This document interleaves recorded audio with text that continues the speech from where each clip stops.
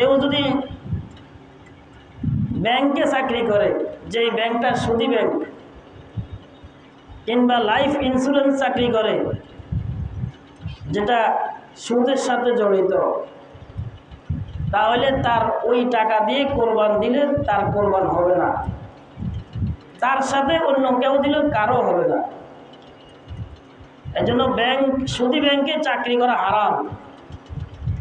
কতদিন পর্যন্ত?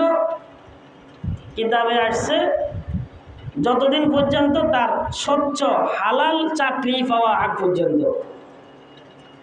সে সুদি ব্যাংকে চাকরি করে, কিন্তু হালাল একটা চাকরি আসার আগ পর্যন্ত আল্লাহর কাছে দোয়া করতে হবে, ফিকির করতে হবে। এর আগ পর্যন্ত তার জায়েজ।